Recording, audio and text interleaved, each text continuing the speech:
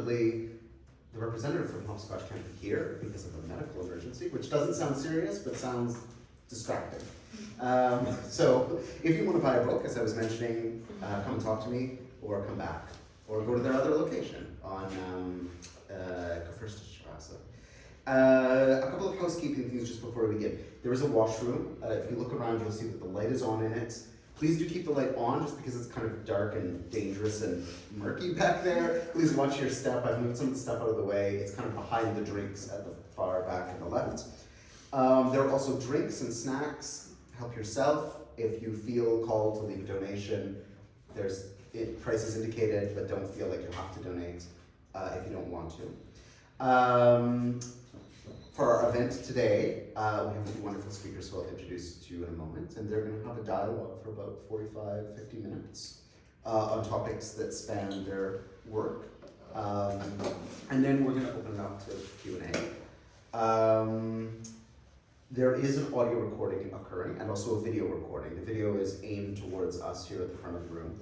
So if you want to ask a question and you don't want your voice to be recorded, that's okay. Just come up and tell me at the end and we'll make sure we delete it. And yeah, otherwise, please don't, since we have a good video recording and a good audio recording, please don't video and audio record and photograph.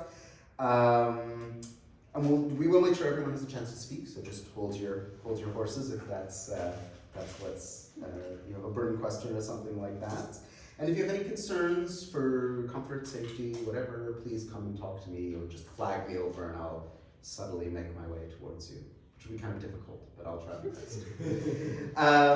This is the 5th edition of something we at the Reimagining Value Action Lab, which I run with Cassie Thornton, call Magma Editions, which is a kind of an occasional salon series that we run on a really wide variety of topics. And so it's our pleasure to present Working With and Against Race with Alana, Lentin, and Anna-Esther. Welcome both. Thank you. So I'm going to read their bios to you now, which will be embarrassing, but so teacher and writer Alana Lentin is a Jewish European woman who is a settler on Gadigal Wangal land, which is also known, at least currently, as Sydney, Australia. She works on the critical theorization of race, racism, and anti-racism. Her latest book is Why Race Still Matters, from Polity in 2020, which is an excellent and very useful book. And she's previously published The Crisis of Multiculturalism, Racism in a Neoliberal Age with Gavin Tipley from Zed in 2011, and Racism and Anti-Racism in Europe from Pluto in 2004. She also co-edits the Roman and Littlefield series Challenging Migration Studies, and the Decolonization and Social World series from Bristol University Press, and is on many editorial boards. And I recommend, including The Vagabonds, which is the publishing series that we run from the Reimagining Value Action Lab. Her academic and media articles, as well as videos, podcasts, and teaching materials which I've relied upon a great deal over the years, are available free and to be used and are available at her website, which is alanalentin.net. And Anna Younes is an independent writer, consultant, and researcher who coined the term the war on anti-Semitism to signal its belonging to other post-colonial wars, such as the war on drugs and the war on terror. She has recently been prohibited from speaking in Germany and lost countless jobs due to her academic and journalistic work. She's currently engaged in 2 court cases in Germany, one against the illegitimate surveillance by anti-neo-Nazi and anti-Semitism NGOs, who established a secret dossier about Anna, as well as against the Data Protection Office in Berlin that didn't dutifully process her complaint against these latter 2 NGOs. And you'll see by the door, if you don't know about Anna's case, you'll see a form like this. I'll also pass it around. It has QR codes at the top to a story and an interview with Anna about the case, the change.org letter of support, which both of us have signed, and also a fundraising appeal from the European Legal Support Center. It is an egregious and terrifying case that is of concern to everyone, I think. Really, really shocking and disgraceful. So Anna, when not battling this horrific battle, has written about Palestine in Germany and anti-Muslim racism for almost 2 decades, and is currently again looking for jobs while continuing to write The resistance is higher. And her work can be found at Anna-Esther-Younes.net, which you can also find through the links here. I'll pass this around, and then it's also posted by the door for those of you who don't know the story. These two are going to have a dialogue on themes common to their work and of interest to all of us in this moment. And I'll jump in a little bit later to open it up for questions. Does anyone have any needs or comfort things before we begin? Any questions? Okay.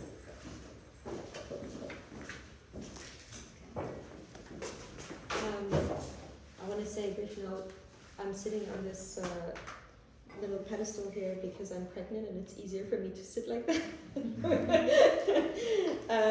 And the ELSC, the people who are actually defending Palestinian rights advocates in Europe, have a leaflet or a flyer which is on the table there, so in case anybody's interested or you have similar problems, yeah, you're welcome to pick up the flyer. Yeah. And I guess we're here together to talk about these anti-Semitism accusations that stir up quite a hysterical reaction in this country. And maybe we start by talking about how to organize in these hysterical fascist times. I don't know. You want to start? Yeah, I think what is there to say about organizing? I think the majority of time when I'm not invited is that people are too scared to lose their funding, for instance, to affiliate with any person or group that is in any way affiliated or put in conjunction with Palestinian rights advocacy in general, I would say, right? And then BDS in particular. The Berlin Senate has, it's not a law, all of these kind of policies that people usually refer to or politicians refer to are quasi-laws. They're rather policies than actual laws, but they function as actual laws. For instance, so if you have a public institution in Germany, such as a cultural institution or an educational institution that gets direct funding from the state or the Berlin Senate, there's a clause when you enter into a contract with the state that says, since 2019, if I remember correctly, that if you invite any person or group or activist, Jewish Voice for Peace, for instance, amongst them as well, that support, even if only remotely, BDS or Palestine solidarity, in a sense that kind of becomes dangerous, and we maybe can talk about this later on, to the state of Israel and its right to exist, as they usually call it, your funding will get revoked. And for certain institutions, I don't want to say any names right now, that means that a lot of people would lose their jobs, especially people of color. So the people that are usually surveilled the most, or the institutions that are surveilled the most in that regard, are queer or queer of color institutions. So what usually happens is that I'm invited into the back door without my name present, so I can give workshops without anybody noticing it. And I think this is how we organize this panel as well, because the minute my name pops up, or other people's names as well, it's not just me, there would be a hysterical onslaught of journalists and people writing emails and putting pressure on the venue and the organizers, up to the point where, people have been policed, where actually police cars are actually standing outside and surveilling us. To activists, anti-Deutsche activists, for instance, but whatever anti-Deutsch means, I think it's more of an ideology by now than still a particular grouping of people only. And people are scared, and that's how the person that actually bears the brunt of this repression, or the groups that bear the brunt of this repression, become the people that are shunned and not invited anymore, because nobody really wants to deal with the repercussions. And that is why we decided to only mention our names at the last minute. Yeah. And why we gave this title, which is sort of general, It's actually the title of a talk that I gave last week in a completely different setting. And I mean, it's interesting, I think, to put out there the genealogy of this talk, because, you know, it's one of those things where, because as I said, I live in so-called Australia, and I said to Max, the kind of way, like, are you able to host me? Because otherwise, I can't travel and so on. And we thought about doing a talk, and then Max suggested that, Anna and I be in dialogue. And then there was this kind of, fear, really, and it's and from everything that you've said there, it's an understandable fear that somehow this will be put in jeopardy, right? And so then we decided to sort of, in a sense, fly under the radar, and like we knew that we would be among comrades, and I don't think we were that actually scared ourselves, but we just but what it precipitated, and I think what we want to discuss, there are various things we want to discuss, but one of the things that I thought we wanted to talk about that came through for me via a text that Anna has written, and which will hopefully be published quite soon, and that she shared with me, is really about who gets to speak about the issues. So it's like a detachment of the issues from the bodies that speak about the issues. And that can involve a lot of things. So obviously, if you're a person of color, but also like who, because it's not necessarily, you can't generalize to that extent. How you're positioned vis-a-vis the state, right? So whether or not you've been marked out by the state, whether or not you have a kind of an institutional positioning, all these kinds of things play into who can speak and who can't speak. So one of the things that Anna said to me is like, there's actually not that much difference between things that I write and the things that she writes, right? Because we've been very influenced by each other, I think it's fair to say. Like, I think we've known each other for almost about 10 years. I was more influenced by her. No. We've known each other for almost 10 years now, and over the years, and more recently, because of, one of the good things about COVID was that more and more people started to talk online, right? So we had the opportunity to converse more and to share our ideas. And also, I think with the political repression of your work, it became very important for me to enact solidarity with you and so on. So, but it is true that as a Jewish European white woman, and who's got an academic position, I can say things that you can't say, right? And I think we have to have an open conversation about what that means when it comes to actually doing the work that we are interested in doing, which also on the theoretical level in terms of thinking with and against race, which is of course the title of the talk, which is that's how I position my work, just to drop it in there. The way I approach race is as a doing word, right? Something that's constantly undergoing processes of change, of transformation, of recalibration, to use the language of Cedric Robinson's notion of racial regime, which we'll be talking about a little bit later on, rather than something that has an ontological basis, right? So even that can be cast as threatening, even that work on the theoretical level. I remember years ago coming to Germany when people in more mainstream institutions still invited me. Now they don't, right? That's really quite interesting as well. Like, one of the times we met was at the Jewish Museum. They invited me to give a talk when there was still a kind of a space to kind of say slightly more challenging things.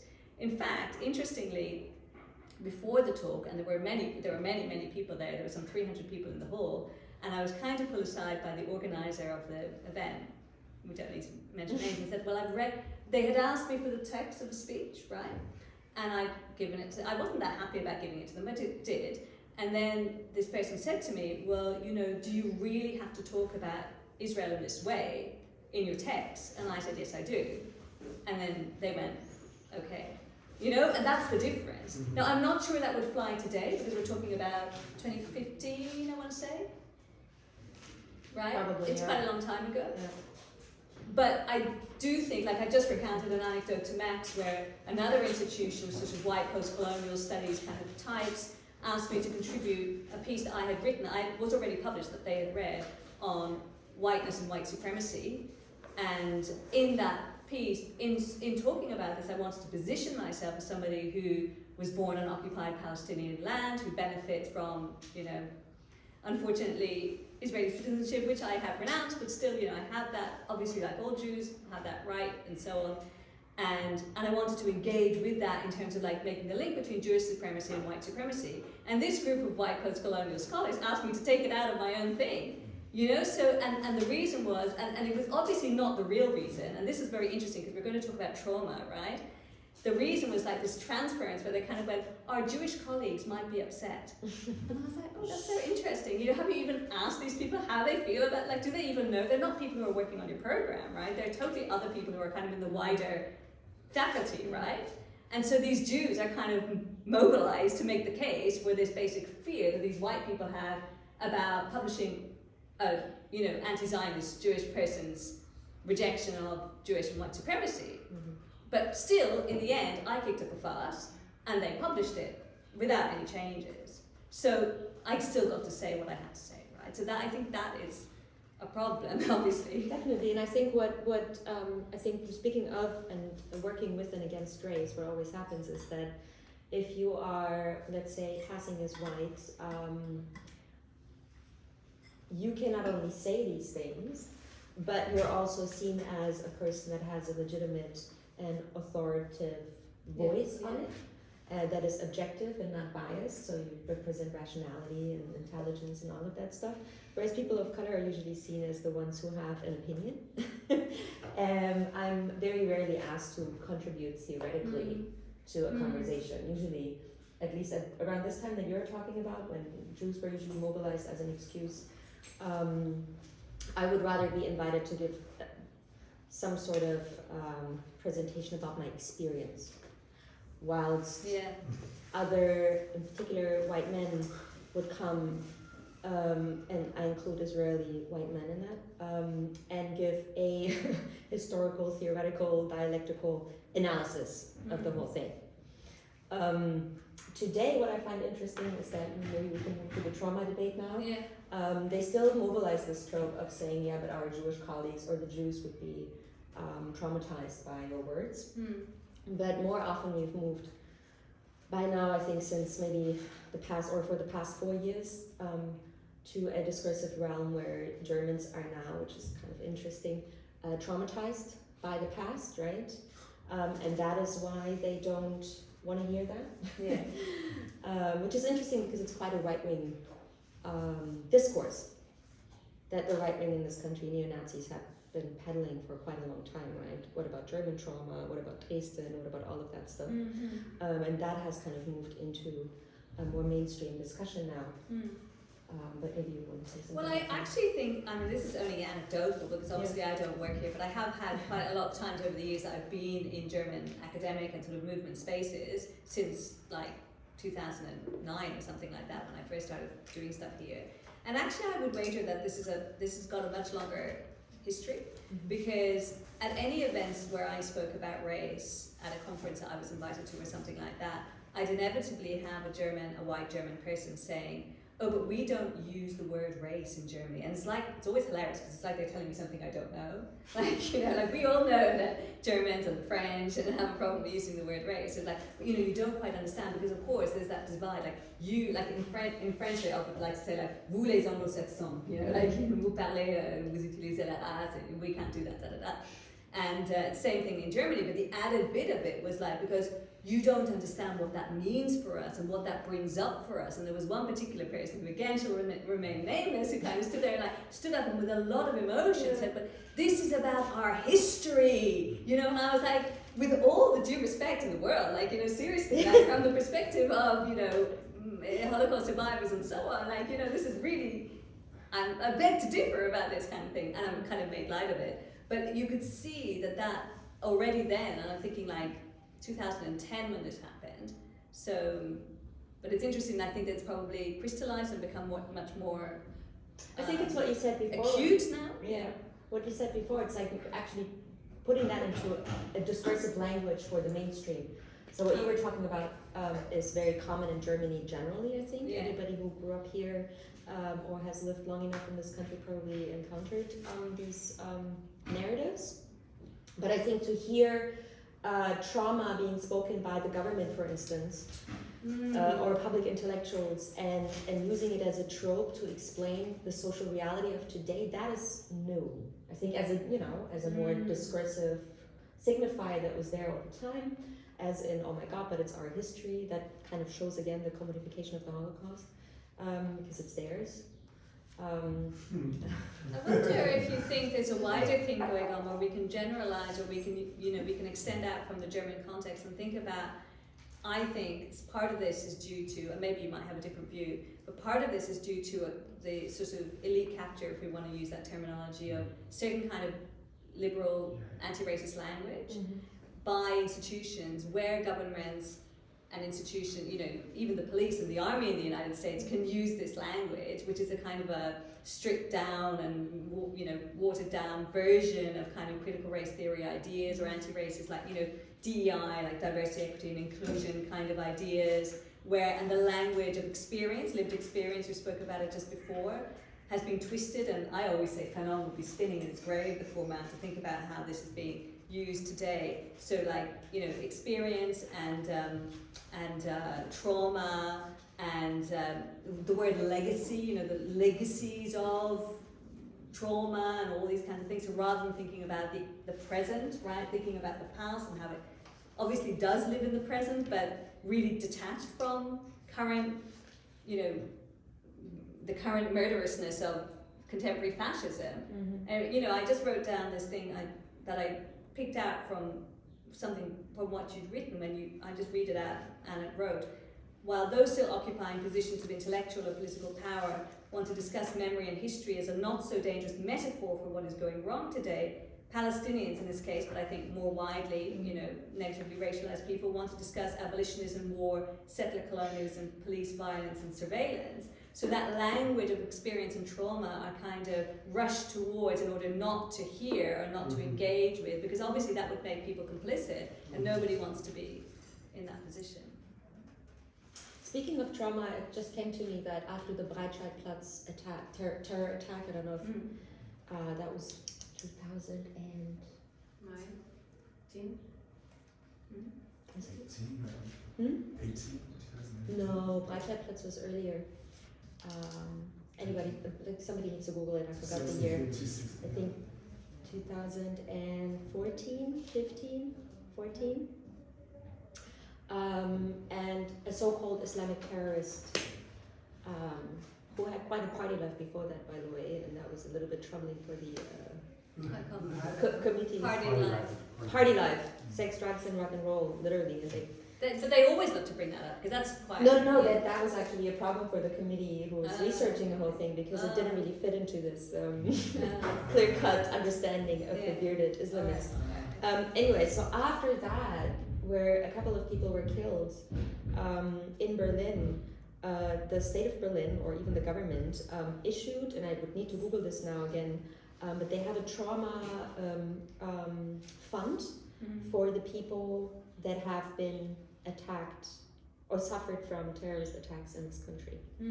And that's kind of interesting, because it didn't start with the racialized and racist attacks in the 90s or at the end of the 80s, right? Because obviously these people, they don't experience trauma, and just we're really sorry that your asylum seekers home was burned down and your children died. But then it came as a response to a so-called Islamist terrorist attack. So trauma is being mobilized on a state level by now. That's all I'm trying to say, to kind of recenter whiteness and white emotions again within this, and making them a victim, because I think within whatever we're talking about, whether that's historically or now as an event, what this country or Europe or whiteness generally lacks is a certain victim narrative. And I think that is kind of mobilized discursively now more and more. It's really interesting to think about the link, like the epistemic link between, rationality and objectivity, and the acceptance of, or the declaration of being traumatized, right? These two things would seem to be at odds with each other, but actually I think that, there are clear ways in which you can see them as being compatible, right? Because not only do white Europeans get to say that they are the objective arbiters on, for example, what racism is and what it isn't, which is something that I've written about in my last book, but they also get to say what is really traumatic and what isn't, right? So it's like the perfect storm, really, and I think that's so interesting, because, so horrific, interesting and problematic are two words that we should probably strike out when we talk about this stuff, but it's absolutely horrific, because it literally leaves no room for maneuver.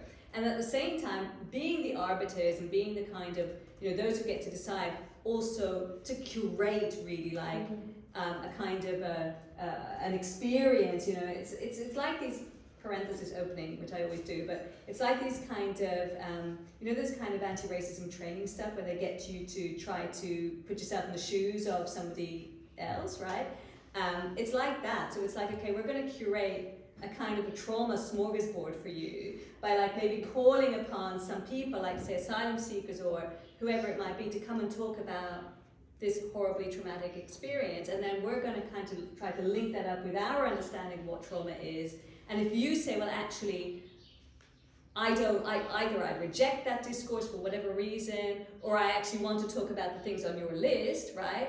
Or let me talk about something that I wrote about just this morning. I was writing about it, like, police brutality in Remand, like, when people are who are engaged in direct action are taken into custody and brutalized, right?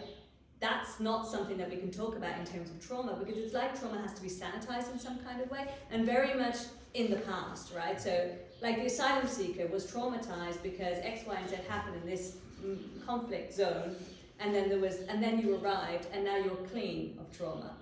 But I can offer you this as a kind of, a legitimation of why I'm here, right? So like I can be here, like Germany or wherever it might be has accepted me here, and the quid pro quo is that I say, well, this was in the past, and thanks to you, I'm now clean, right?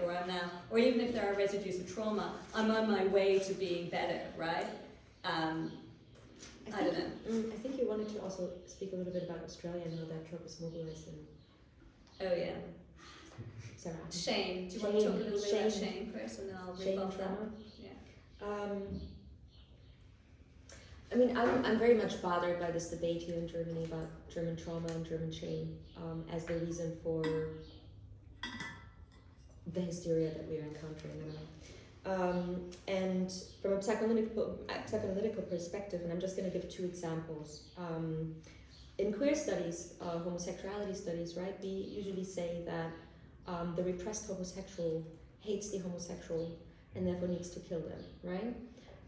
So if we take that kind of argument that shame is something that is internalized and then lived out on the person that lives it freely, that's it. So there's a certain envy involved, and I cannot stand it, therefore I have to eradicate the presence that reminds me of what I'm repressing, right? So if we take that as an example, theoretically speaking, then Germans would need to repress their own Jewishness.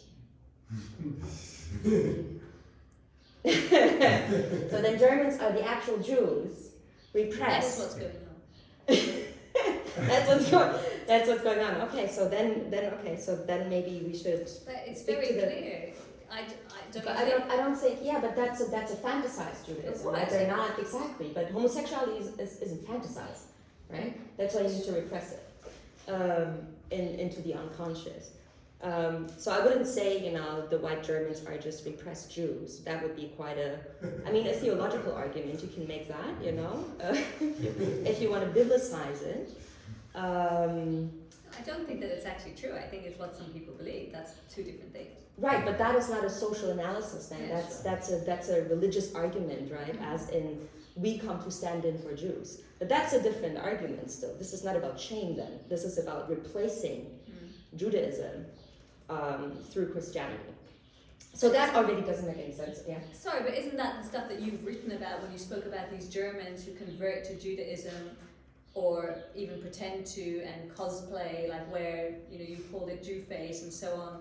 It is literally about living the shame of whatever, the perpetrator, through the swallowing up of the Jewish other and the I think what I wrote about there is more the Jew facing. It's a good point. That's what I called it, yeah. Jew facing is much more about, so some people argue that in a post-German context, there was no space for Germans to articulate a victim narrative other than through Jewish suffering. So a lot of people, whatever your issues were, would kind of start arguing that they're Jews or have Jewish affiliations or have actually been in concentration camps. People came up with these stories.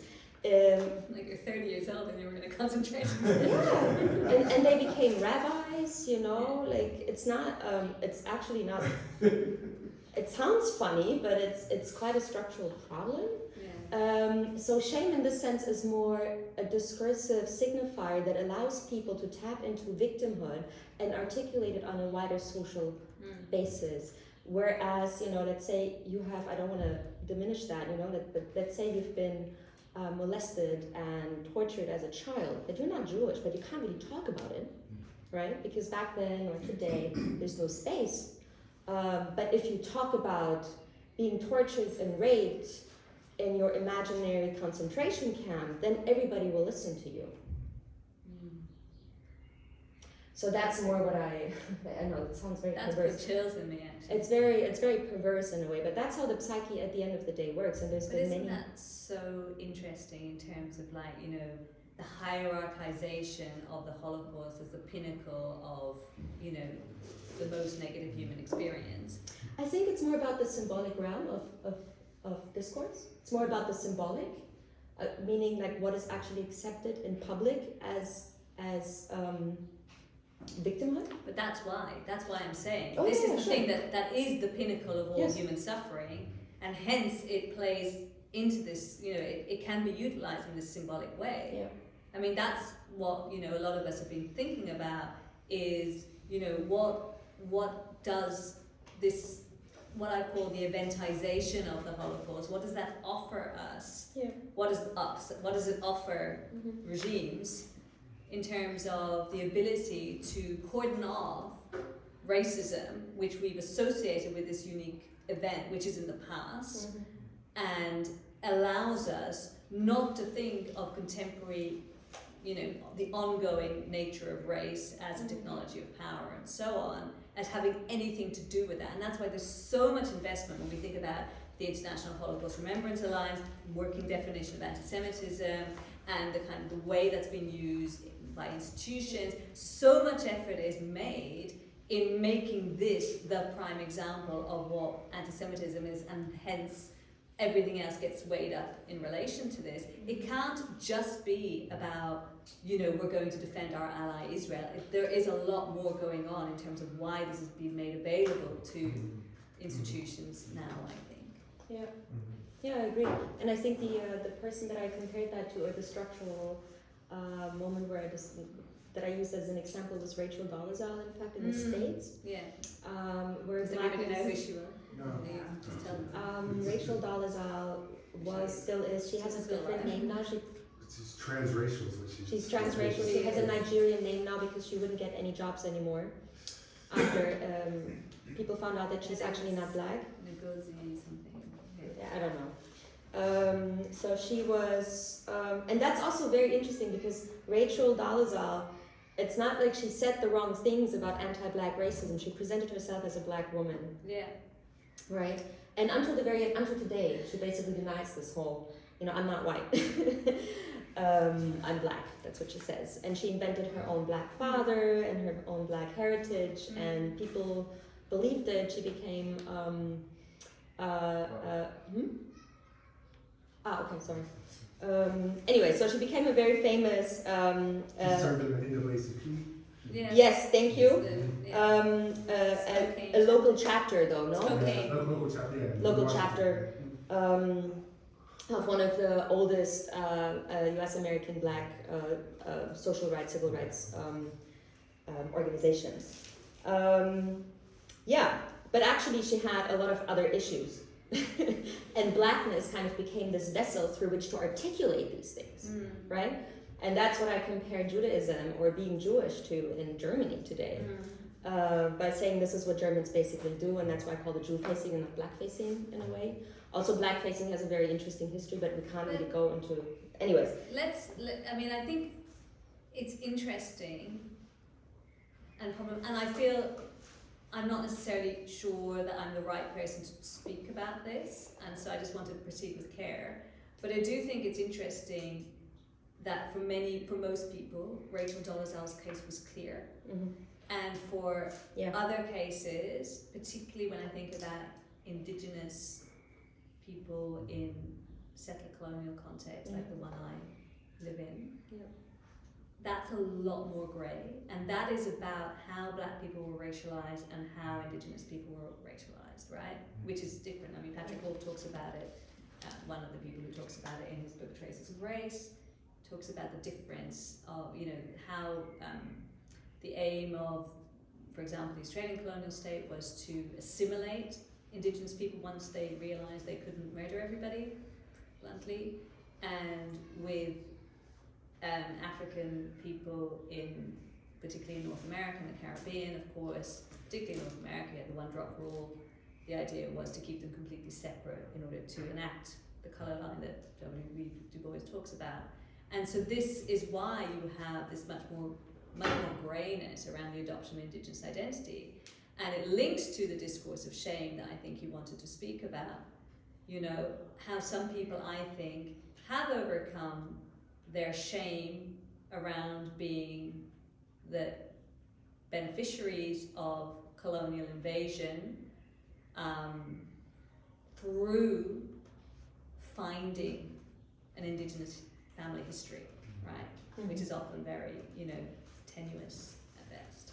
But as I say, I need to proceed with care because I'm not necessarily somebody who is, you know, licensed to speak about this, but I think it's something that affects the way in which white Australians relate to, you know, ongoing colonisation. And the one particular example that I used where I actually wrote Jew facing in a report was a white German woman that was in the process of converting to Judaism. And it's not the converting necessarily that I call Jew facing, although that, you know, given the history of what I talked about now, it's also a little bit, maybe we need to discuss what conversion actually means then, and what does it mean to write yourself into the history of a persecuted people, right? Racializing persecuted people. But she actually went to a demonstration in Neukölln and put a curly wig on and put freckles, like she literally put freckles on her cheeks. And she had a Star of David tattooed on her chest already from before. And that is what I call Jew facing. And what is interesting is, whereas Rachel Dolezal, as you said, the racial literacy in the US, thanks to the Black radical movements, or generally the Black movements, have kind of pushed very far to understand these kind of, you know, visual moments, let's say. Whereas here, when someone puts on a wig and pretends, you know, this is how a Jewish woman looks like, supposedly, for this person, nobody takes offense in that. In fact, I was accused of being an anti-Semite for writing about it.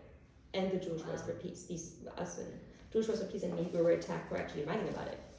And this is exactly what's happening. Is Yes. it like, you know, beyond this case, actually non-Jewish people are becoming the victims of anti-Semitism. Not just the people who go as far as this woman here, but the people who are the defenders of Israel, who are not Jewish, like so many people on the, I don't know, like say, I know from the UK, for example, people who are involved in the Jewish labour movement, which is not many Jews in it. I mean, there are some Jews, but most of them are not Jewish.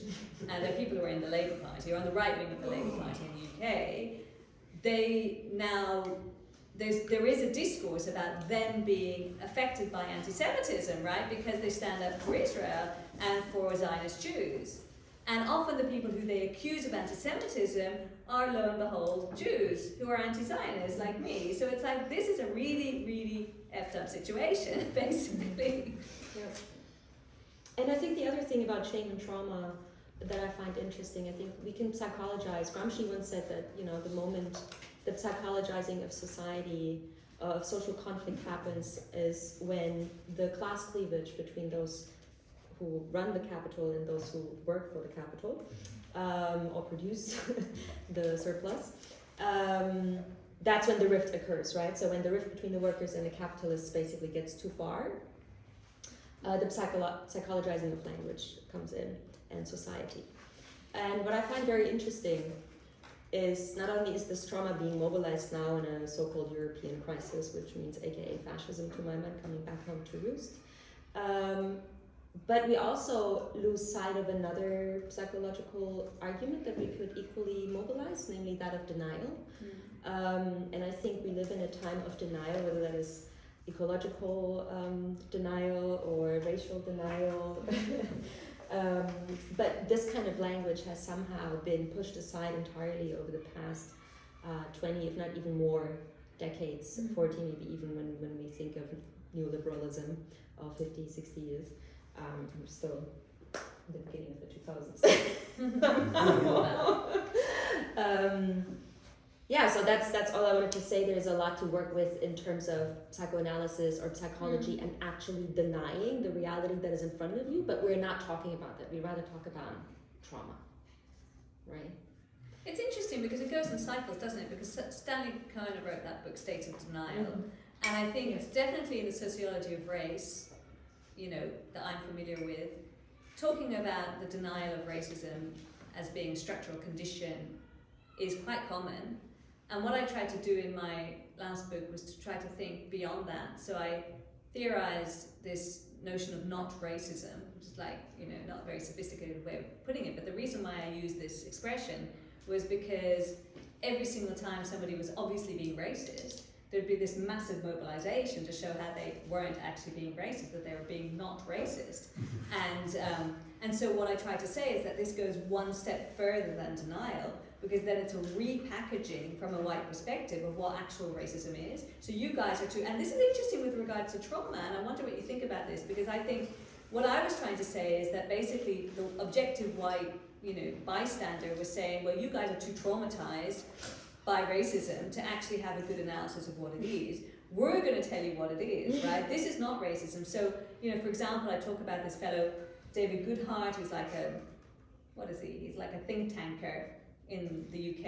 He's, never mind, let's say, he runs the Policy Exchange, which is basically the Conservative Party's right hand. You know, they do all their intellectual work, let's put it that way.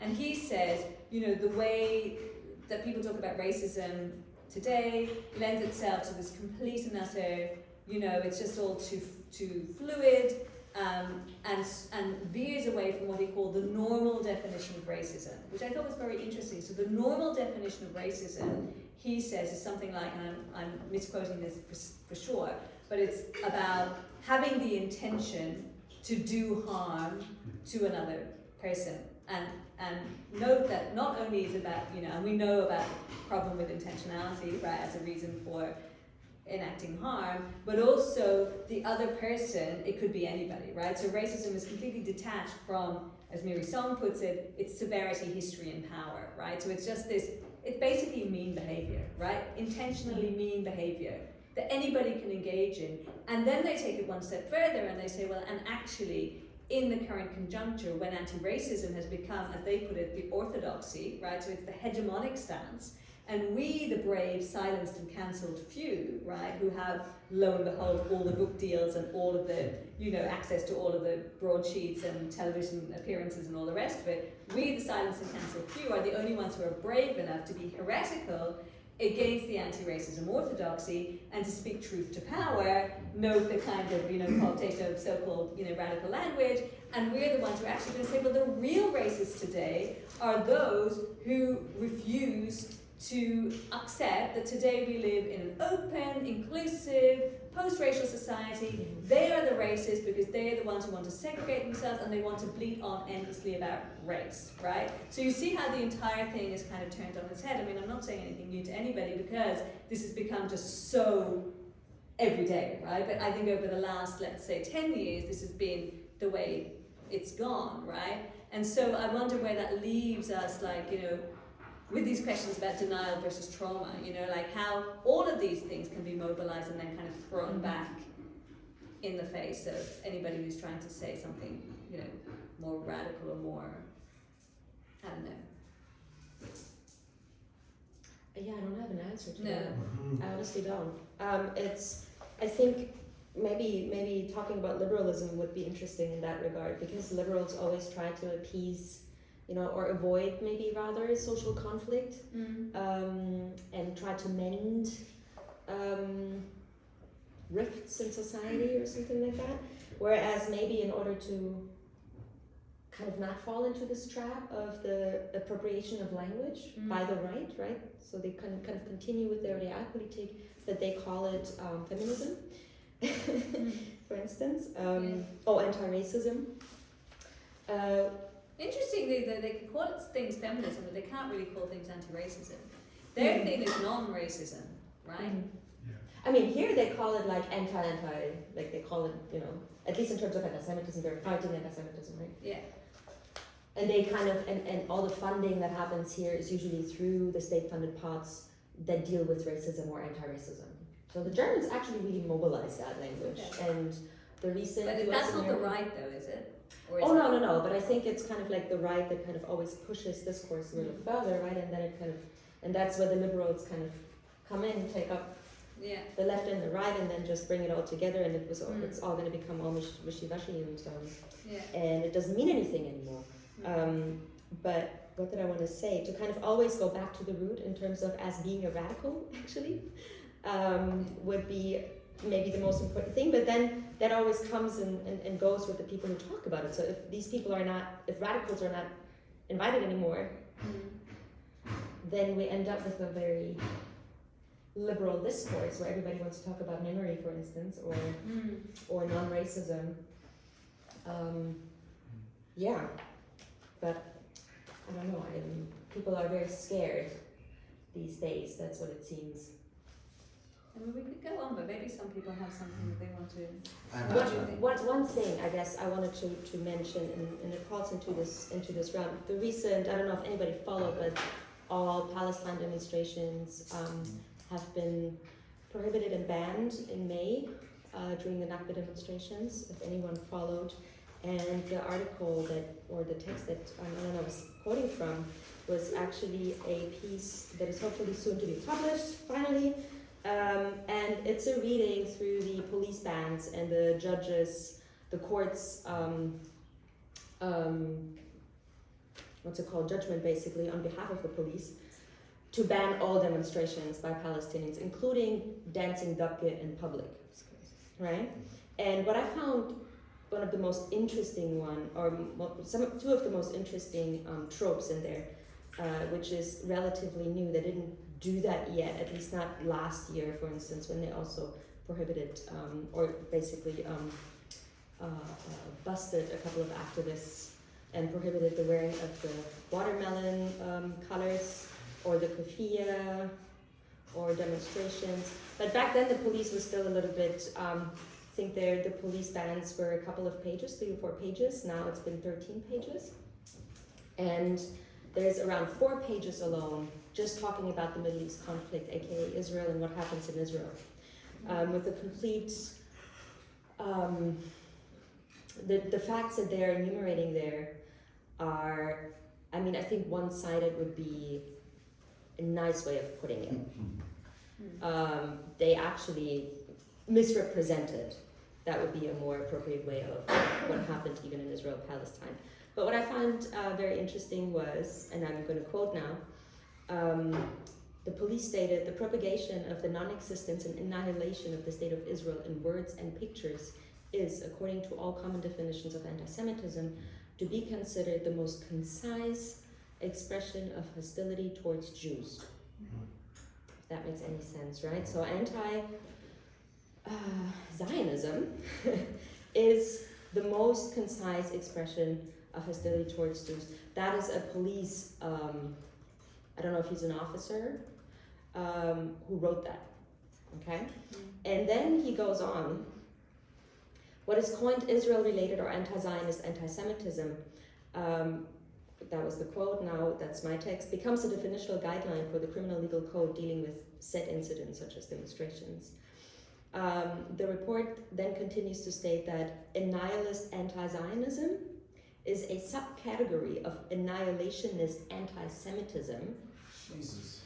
Essentially, what that means is that essentially Palestinians are equated with Nazis, right? And their resistance to settler colonialism which is allowed by international law, is compared to Nazi fascism, right?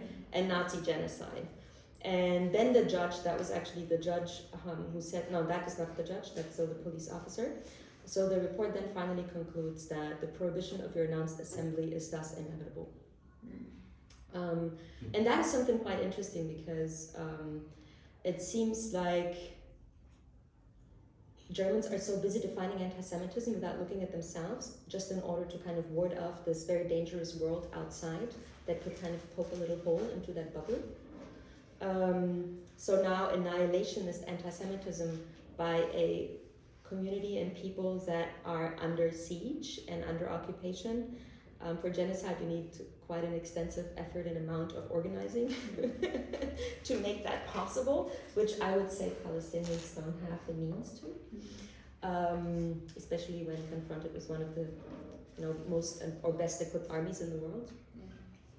But yeah, this is what the police commissioner of Berlin has sent out as a reasoning for prohibiting any kind of public expression, including dancing Dokri in public. And the connection that you make in the paper, you link that to the kind of the importation of settler colonial techniques of policing into the German context, and that provides a justification for it, doesn't it? But then what I was thinking when I read the paper is that this is much more widespread beyond the German case. You really do have this kind of exploitation, like often literal, through, we know the work that's done by the Israeli military and all of its tentacles, the whole industry around it, the military industrial complex, in kind of training police and so on in so many countries around the world. There's Anthony Lowenstein's new book, The Palestine Experiment, looks into this in a really, really horrifying way. And so I think, it's very, very interesting that then you have a situation in which Jews are forced through this identification of this special category of anti-Semitism, annihilationist, what is it? Annihilationist anti-Semitism. Exactly, but annihilationist anti-Zionism. Anti-Zionism are forced into an identification with Israel, which then legitimates violence against those who don't comply, which of course we saw also in Berlin, I think it was in Berlin or other German cities in recent months, right?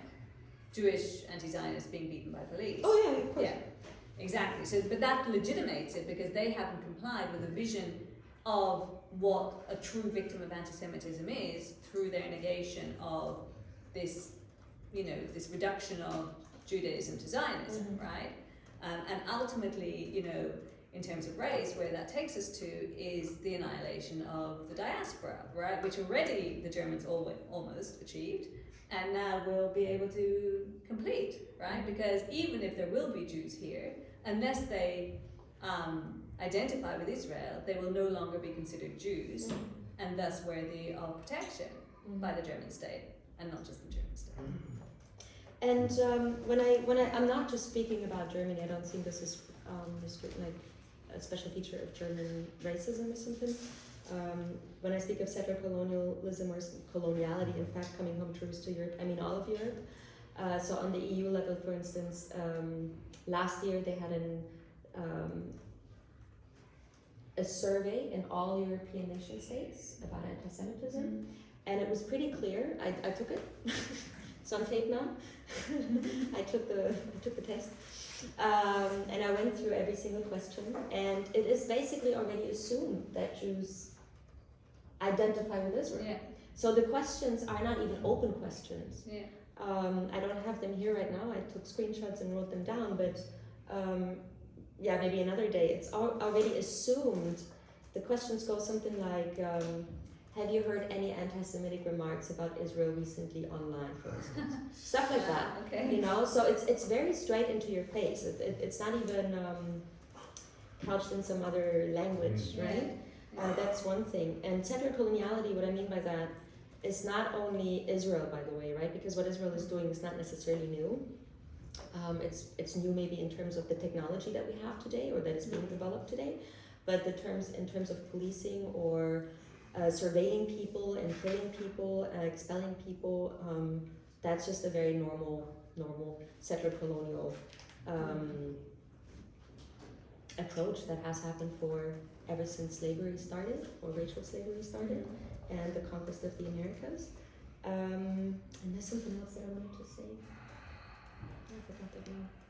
I do think it's interesting, just in terms of that test that the survey that you mentioned. It's very similar to kind of, so-called research about the nefarious impact of critical race theory in schools, right? So very, very similar question is asked by these kinds of researchers. Again, policy exchange people who will write something like, have you ever felt, and literally something like, have you ever been made to feel uncomfortable by a black student in your class? like literally, you're like, wow, or a black student talking about their, experiences of racism, something like that. And so, obviously, it's an unanswerable question, because to answer it would reveal yourself as, a white supremacist. Some people will answer it, right? Oh, and you can say no, of course, but engaging with it is already a problem. Now I remember what I wanted to say. Yeah. And the settler coloniality coming home to roost Europe. There's more and more. I mean, there's Aimé Césaire who wrote that. I don't know if anyone read Aimé Césaire, who basically said that whatever happened in the colonies already, Hitlerism is not something new. You've done this for 500 years and it just came home to roost. And he connects it to an analysis of colonial capitalism, or capitalist colonialism. What is it called again? Anyway, so it's a type of economic production and reproduction, right? That eventually caught up with Europe, because you can't really hide from capitalism for too long. And I found that very interesting. So when I talk about settler coloniality coming home to roost, that is basically what I mean. Because so far Europeans, at least since the Second World War, have been shielded from these imperial and colonial dimensions to a certain extent. Sure, there's class problems here and all of that, but if we actually look into what happened elsewhere in the world, it wasn't that bad. But what I found interesting, I recently went to a court hearing of a friend of mine, one of the Deutsche Welle journalists who've been fired. And I'm going to quote the lawyer of the Deutsche Welle, who literally said they mistranslated her work. I mean, there's so many things that went wrong in this court case, but the Deutsche Welle lawyer explained or stated to the judge, everyone that was hired by Deutsche Welle should understand that they are therewith transmitting a German cultural understanding and sensibility to the outside, which means that the journalist's writing prior to her hiring, in fact, not even during her presence at Deutsche Welle, already violated this German ethical stance on employment laws, right? So this is very funny. So the labor court became, again, this place where race wasn't talked about, but everybody, and nobody, actually the judge nor the lawyers from Deutsche Welle, nobody actually doubted that the person that they're talking about is actually a problematic person, that she was mistranslated. None of that was even debated. That's outside of the law, like we only talk about labor code rules, meaning when was she hired, what was in the contract, of all these technicalities. Funnily enough, I needed to take a break, so I went outside and there was an exhibition at the labor court outside about the German Gleichschaltung that also took place in 1933, in case somebody forgot, at this labor court. And I want to read what was, I just found it very telling, because essentially the people inside of this room were debating exactly what happened in 1933, but in a different way, right? It's all about race and labor and losing your job.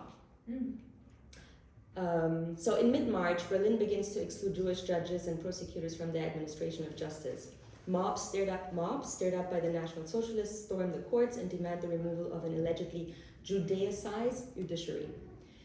As Ernst Heinitz's memoirs show, the Berlin Court of Appeals, the Kammergericht auf Deutsch, also fails to withstand political pressure. Quote, As a result of the changed political circumstances, according to the Labour Court President Le Pen, 5 presiding judges are temporarily suspended on March 23, 1933, as the official phraseology goes.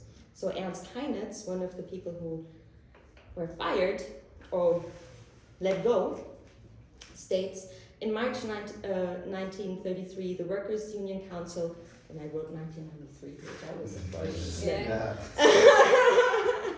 Anyway, so the Workers' Union Council wrote to the president in the Labour Court saying that it did not seem possible to them that the Labour Court, which judges the trials of the poorest of the poor, non-Aryan judges were judging Germans. We were invited to comment. On behalf of our colleagues Otto Kahn-Freund and I went to the president of the Superior Court, Mr. Tigges, very early the next morning to ask for instructions on how we should behave. Dr. Tigges left no doubt as to how awful he thought it all was. He literally said, quote, "I'm emotionally attached to my judges." To his Jewish judges, he meant, right? End of quote. However, he could not protect us because an SA storm had its cellar in the immediate vicinity of the Labour Court in Hedemannstrasse. Hence, we were given leave and a judicial guard picked up the last files for me. That was how my work at the Berlin Labour Court ended. That was literally outside of the courtroom where the Palestinian Deutsche Welle journalist was literally trying to argue that she was mistranslated and that she's so anyways, so that's, race controlling labor ever since. Yeah. No, I just wanted to say one last thing, which slightly contradicts, I guess, the maxim from Anna-Esther, because, and this relates to racial capitalism that I know that you wanted to talk about, but we should really end up to this, I think, and get some feedback and questions. But, an interesting thing that Cedric Robinson writes in Forgeries of Memory and Meaning, in which he develops the idea of the racial regime. And he I heard the other day that this was actually, he wrote this in order to resolve some issues that had come up after the publication of Black Marxism and things that remained unclear for some people. And it's about the European roots of what he calls racialism, right? So he explains that, he says he finds it very bizarre, the turn to Foucauldianism in sort of 1990s, particularly that kind of embrace of Foucauldianism, where there's a kind of a stripped down version of that where everything is a total institution, right? So somehow you get this totalizing idea of power, where race, for example, is just sort of there, right? And then explains all this other stuff. And he said, I always find it really strange that, we've never really interrogated that. And I certainly, I wrote about this in this little thing that I sent you, that I've interrogated myself. I always had a modernist understanding of race, where basically you can date it around 1492, right? And then following the decolonial scholars who have this kind of, this situation of invasion of the Americas, that then out of that race as a mechanism of power is generated. Well, Robinson and people like, Geraldine Haig, who's written about the invention of race from the Middle Ages, and other people like Satnam Birdi, who's got a new book on the history of racial capitalism. He very much locates the roots of European racialism in the absolutist states. Robinson talks more about feudalism. He says that this is kind of really problematic because you don't have this perfect storm that suddenly comes. It has to come from somewhere. And where it comes from, according to Robinson, Haig and others, is through the fact that burgeoning capitalism under feudalism requires human differentiation. So it requires a kind of, the establishment of particular kinds of jobs for particular kinds of people and the enslavement of particular kinds of people. This can change over time. And what you get afterwards with the evolution of the transatlantic slave trade is a kind of attachment to that to Africans. But you already had those practices pre-existing, they get exported out and then they come back. So rather than just this boomerang effect that Césaire talking about being like there and back, it's like here, there and back, right? So it originates, and the entirety from Robinson's perspective, and for this he's been accused of being essentialist, but I think it's because people don't want to engage with this argument, and there's quite a lot of anti-blackness there, that's my closure of my parenthesis, is that, the roots of European civilization are racialist, right? And it's only through that we actually get to understand why we have the global system that we have, right? It had to evolve, it couldn't just come. So, and I think that's why you have you know, this obvious, what looks today like hypocrisy, right? But those were the practices then, yeah? And then they become accentuated under Nazism, but they were already there for like centuries before. Yeah.